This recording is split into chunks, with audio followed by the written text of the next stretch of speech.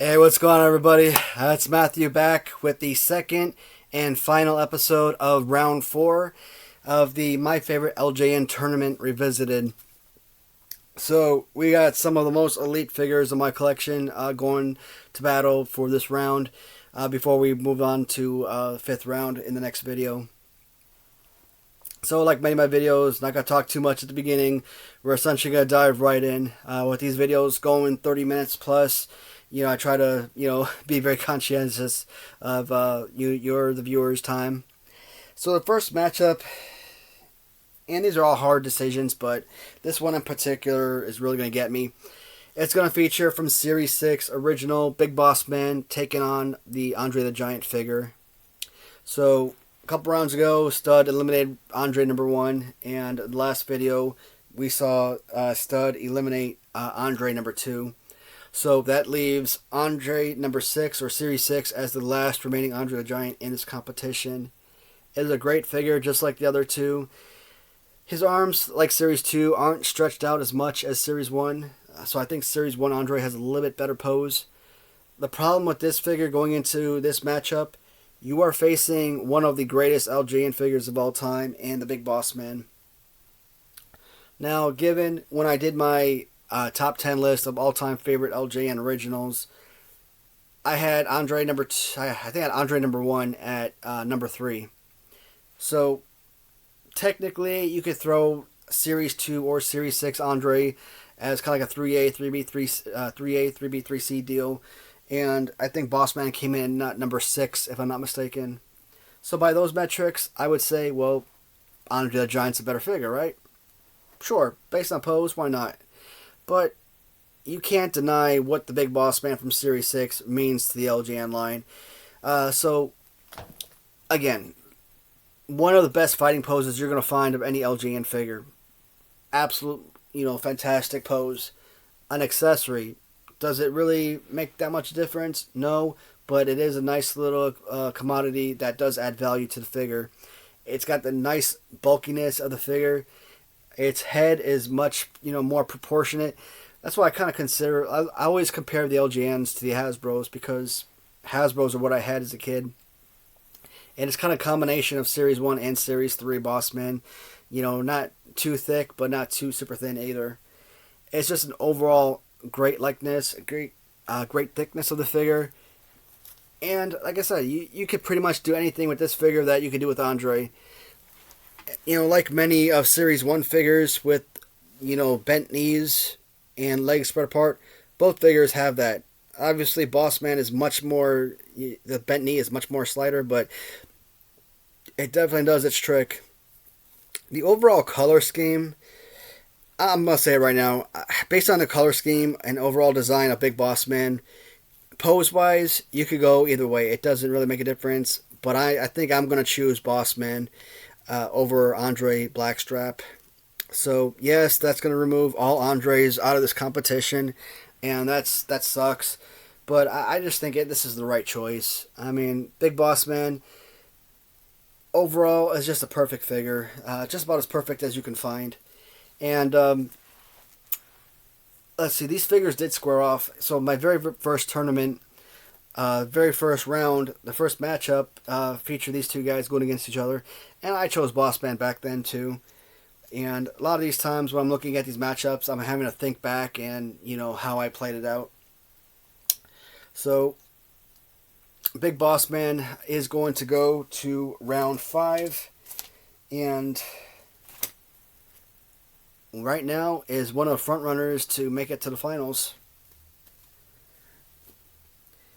The second battle is going to feature a couple exclusives from XOX Customs, and it's going to be the Ultimate Warrior taking on Hawk. So I've said before, the Legion of Doom in general are pretty much the highlight of XOX Customs exclusive figures. Neither figure, Hawk or Animal, have an extensively fantastic fighting pose. Hawk, they give you that Ken Patera, one-man gang pose. The face design is absolute perfection, but the pose really kills it for me. And with Hawk, kind of like very similar, but not quite, to like a Billy Jack Haynes or maybe a Nikolai Volkov. There are a lot of things about this figure I enjoy. Obviously, much better pose than Animal. You know, the muscles contracting on the back is incredible. And, you know, again, really solid facial paint. I love these figures. I was super glad to get them, but I just wasn't excited about the $360 price tag associated with the Legion of Doom. But again, if you're going to purchase anything from Random Treasures, Legion of Doom has to be near the top of your list. Fantastic piece. A more recent entrant into the XOX Customs review.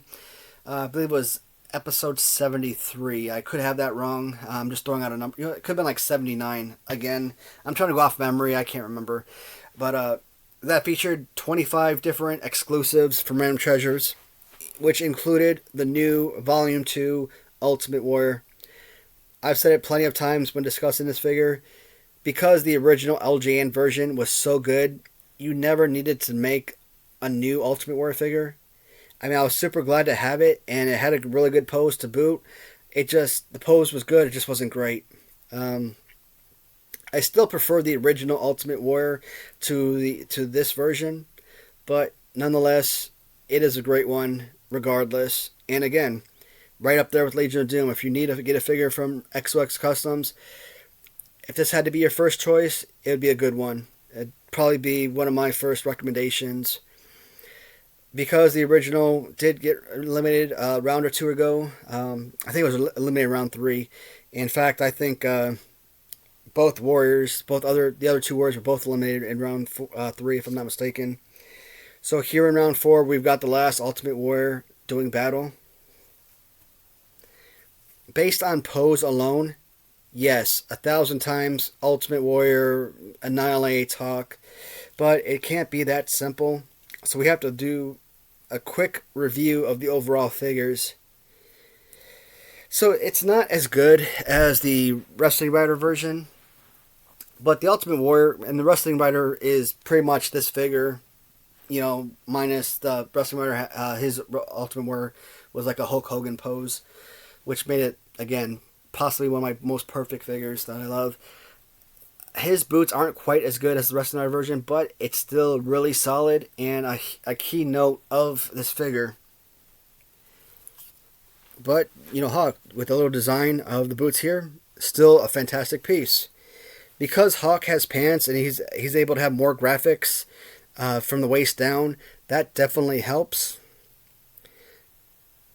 I just think based on the overall head sculpt, the hair design, and the face paint, I think that right there really puts Ultimate Warrior over the top. The pose, you know, really pushed him forward, but some of those graphics are finishing touches. So yes, I am selecting Ultimate Warrior Volume 2 from Random Treasures to move forward to round 5.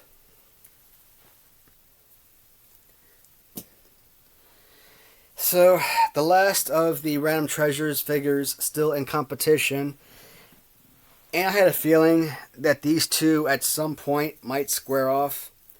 I was hoping it would be like round 5, round 6 when you finally saw this matchup. But here we are, round 4. And we are seeing Zeus battle Sid Vicious. So, Sid Vicious,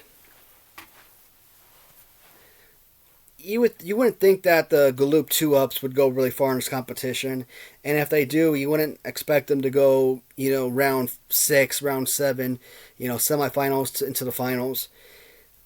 But Sid Vicious, with the Galoob figure itself, I have so much history with the figure, and I've said almost my entire life that this particular version of, you know, the Galoob Sid Vicious was always my favorite figure. And even when I did the review, I think it was episode 54, I kind of mentioned at the end of the video, you know, what happens if I ever do my favorite LJN tournament again. You know, what if this figure and my winner from the previous video or previous tournament squared off in that final round? Who would I select? this is such a perfect figure, and making this LJN, where you could actually move, but based on the rubber, you can move the figure around. I don't know. Even at this point, if depending on how this sets up, you may not have that same winner in the finals. You may not have that winner surpass round 4, round 5. I don't know. Again, I never know who I'm going to choose until I bring them up and start talking about them. And a lot of time, I've said it, I might go with, hey, I want this guy to win, and then talk about the other figure, and then, what, all of a sudden, this guy wins. So, it's a tough call. So, one of the greatest figures, no, my opinion, the greatest figure ever, wrestling figure, is the Galoob Sid Vicious. And making him rubber, making him LJN, it's hard to think, do I take this Galoob figure and now consider him to be my favorite LJN, because he's always been my favorite. It's a tough call. Possibly the best version. We're exclusive. I consider the 2-ups from Ram Treasures to be exclusives, but again, this is a more unique figure. And Zeus comes from my favorite movie, favorite wrestling movie, No Holds Barred. His battles with Hulk Hogan were, to me, legendary. He was just a brutal wrestler. Absolutely loved him. And then just seeing him in SummerSlam or something, Survivor Series maybe, 89, seeing the actual wrestler Ty Lister, the character actor Ty Lister, actually appear in those matchups as Zeus. Again, just a spot on. This man should have, I don't know what he did in life outside of acting, but he did an absolute brilliant job as a wrestler, not only in the movie, but in the actual real life WWF matches, and brutalized Hogan the same way in real life as he did in the movie. So that was pretty remarkable. This sucks because this is not one that I want to choose from. These are 2 perfect pieces, possibly the best version, probably the number 1 figure that Ram Treasures has ever created. And am I gonna choose him over the one that I have history with?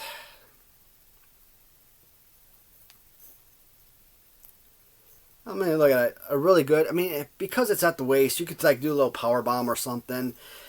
Not necessarily great over the shoulder pose, but it's still a solid figure. And if Ram Treasures made all the figures with it like this, I'd be perfectly content. That'd be a perfect figure.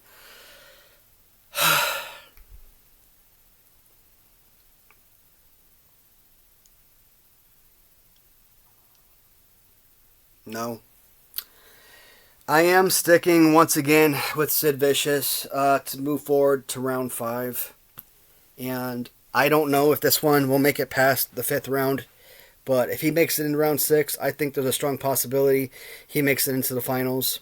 I don't know if I mentioned it in this video or the previous video, but I feel like if the figure that won my last tournament does end up in the last 5, I'm probably going to do a little freebie.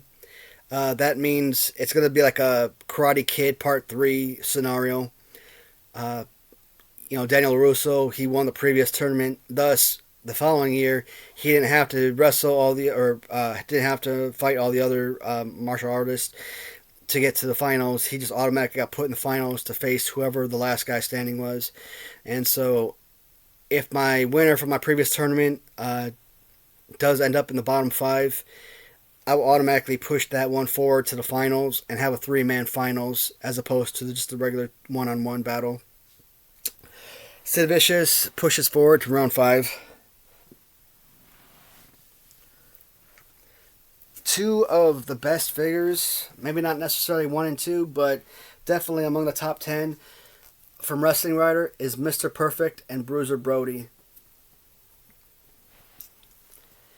So, Mr. Perfect, again, not quite Hulk Hogan-esque, but his pose is very close. It's close enough. And so, because it's a resin figure, you get this perfect head mold, face and hair.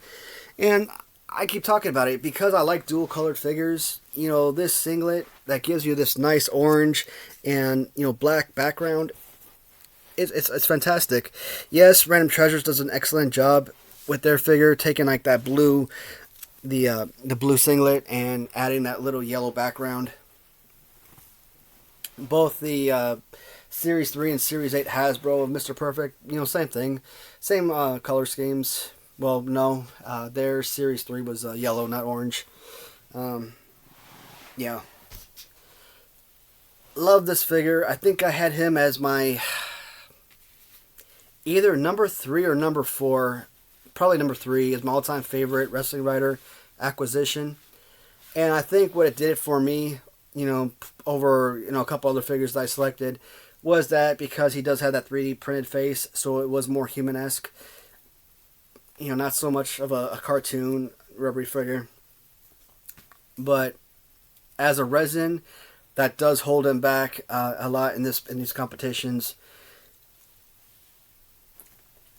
So Bruiser Brody is a rubber figure. I keep saying that they took a Greg Valentine figure, but just because they use similar poses doesn't necessarily mean that's what they did. You know, don't mean that they necessarily had to cut off heads and, you know, put on new sculpts or anything like that.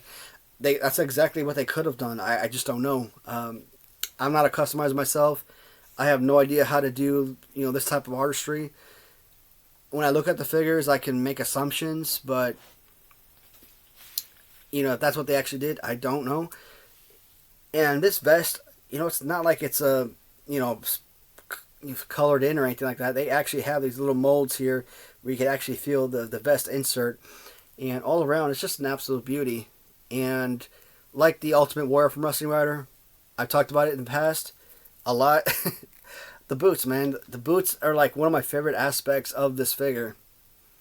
The chain accessory, it's a nice touch. You know, I always love that they add championship belts. And what Wrestlingwriter does really well, he doesn't just throw random championship belts on the figures. He actually tries to find belts that the wrestler had in real life. So if they were AWA champions, he finds the AWA championship belt. If they're NWA, same thing. If they were Florida I don't know how those regions are broken down, but if they were Texas champions, you find a little Texas championship belt to throw on the wrestler. So that's what his figures are so unique compared to a lot of others. And again, this was just a special figure. There are very few figures I would have paid the amount of money that I did for this one. And when I bought it, I knew absolutely nothing about Bruiser Brody. All I cared about is that it was a Wrestlingwriter figure, and I wanted it. Aesthetically, I love the figure. I love the look of it. You know, I love the pose of it. There was just no wrong answer with this figure. And like I said, there's probably not a single figure that I own that I probably would have paid that type of money for, other than this type of version. Whew.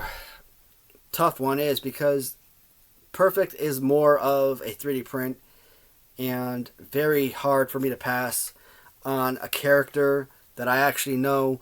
And yeah, as a bad guy, you didn't really have much respect for him, but you, even as a kid, you still admire his talent. Overall, love the Hogan-esque, not quite Hogan, but close, more than the Greg Valentine type pose.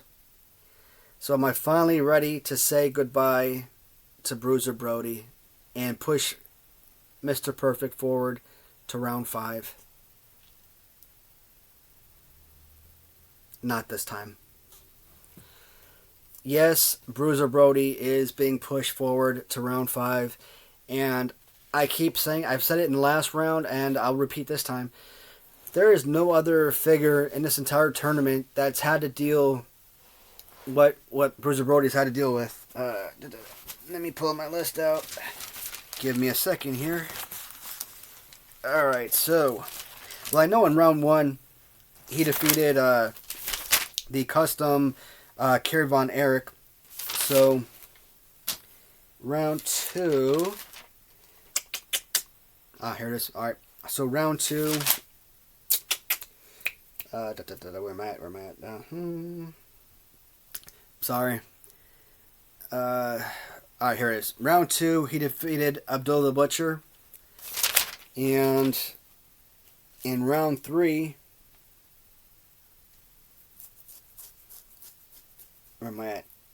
In round 3, he defeated... Wait, did I skip it? Nope, there it is. In round 3, he defeated the Ultimate Warrior. So I believe that Ultimate Warrior was the Wrestlingwriter version. So, yeah. So, Kerry Von Erich in round 1, Abdullah Butcher in round 2, Wrestlingwriter Ultimate Warrior in round 3, Wrestlingwriter Mr. Perfect in round 4. I mean, this man has not had a single easy matchup, not one.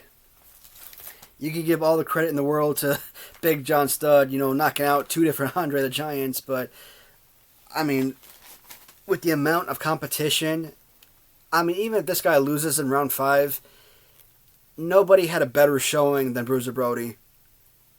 I have such an affection for this figure, and I'm pretty sure anyone that watches will absolutely love this one as well. Alright, so that featured Bruiser Brody and Mr. Perfect. Alright, so we do have one more matchup for this video.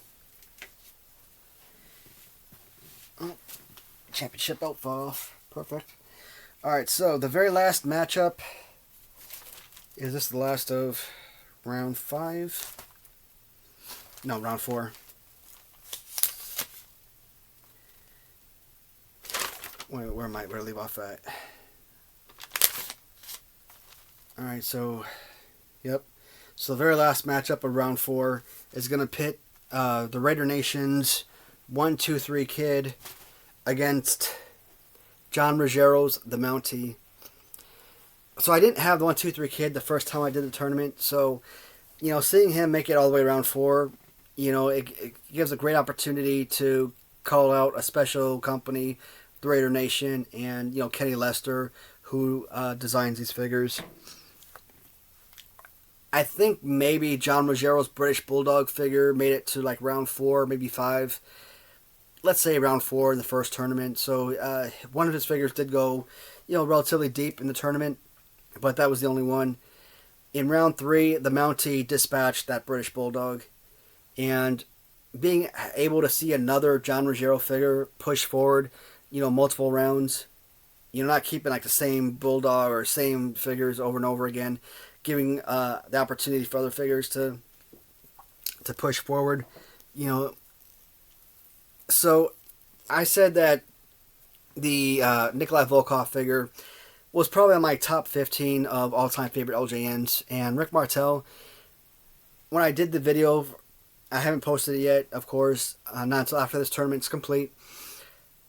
So I did a video where I selected LJN Originals 11 through 20 to get my next set to think, how I'd rate these figures. And then, of course, I did 21 through 40 as well on 2 separate videos, but those 2 videos didn't save, so I'm going to have to redo them. I actually skipped over the Rick Martel figure because it blends in. You're looking at it like this on the shelf. Well, from your point of view, you're looking at it like this. So the wrestlers on the shelf, they're not facing forward, they're all facing to the left. And so when you're looking at it, you're seeing this side of the body. And so yeah, I know Strikeforce, Martel, Santana, but for whatever reason, I guess I was only seeing Santana in there on the shelf, so I didn't pick Martel off. I think Rick Martel is a top 20 figure. If not top 20, at least somewhere in the top 25. I didn't put him on the top 20, but a guy like Adrian Adonis is on the top 20. I just started getting a greater appreciation for that figure, so that's why I put him on there. But when I redo that video, I will have the Rick Martel in the top 21 through 30 range. But like I said, top 20, top 25 figure for Rick Martel, and Nikolai Volkov was like a top 15 figure. So based on fighting pose alone, you would think I would like the Mountie figure more than 1-2-3 Kid. Only makes sense. I don't want to say goodbye to this. I didn't realize how much I love the one J Rug 79 on eBay, John Ruggiero. I didn't realize how much I love the Mountie figure. I knew it was a phenomenal piece. I definitely knew it was among the best of the collection that I acquired from him. But to see it go 4 rounds and the strong possibility that it could enter the 5th round, I'm just not ready to say goodbye. And, just the Raider Nation, guys, it just very few artists can do what the Raider Nation figures can do with their figures. And it's a tough call. It's just, it hurts. There are a lot of matchups that hurt, and this is just one more to throw on the fire. What time we at? 25 minutes. I'm gonna try and keep this below 30 minutes, so I'm gonna go ahead and rush through it. Make my choice. Jacques Rougeau, don't know much about the figure or the character. Mountie, as a character, obviously, I saw him way back when. I kind of think about Hasbro. That's where my mindset goes. Absolutely love the figure. 1-2-3 Kid, just kind of like, climbing off the turnbuckles to the top, facing Razor Ramon, doing a little backflip. He's got him like this, and he pins Razor Ramon. Get his moniker 1-2-3 Kid that way. I mean, because to me, I don't think he was like an actual top champion-esque wrestler, top card wrestler. I think he was like a jobber type of character, and then he became, and later on like a Barry Horowitz, kind of does the same thing, and then all of a sudden you see Barry Horowitz in like Royal Rumbles and stuff, like battling for like a WrestleMania and possibility to be world champion. I think because of that little backflip, the little acrobatics, and pinning Razor Ramon, that set the stage for his whole career. Oddly enough, I never thought about it, because I hadn't thought about it in years. But when I went back and I watched YouTube and I watched that match, it was like a couple minutes. It was like a Saturday morning type of matchup or something. I remember it like watching it and I'm watching him do a backflip and everything. I'm like, oh man, that stuff reminisces so well. So yes, I'm gonna go with 1-2-3 Kid over the Mountie. The Mountie had a very fantastic showing. I mean, even if he had gone as far as round 3, I think this would have been a great showing. To push to round 4 with a legitimate chance at pushing to round 5, it was a great figure, and I'm proud that I was able to give a much more appreciation for the figure than he got the first tournament. All right, so just to recap, guys, episode, let's see, round 4. All right, so we had Big John Studd, who defeated Andre number 2. Custom Valentine defeated Custom Kirchner. SD Jones defeated Custom Macho Man. Kamala defeated Custom Bret Hart. Custom Honky Tonk defeated Custom Coco Beware. Sid Vicious defeated Zeus. Bruiser Brody defeated Mr. Perfect. 1-2-3 Kid defeated the Mountie. Big Boss Man defeated Andre Blackstrap. And Warrior Volume 2 defeated Hawk.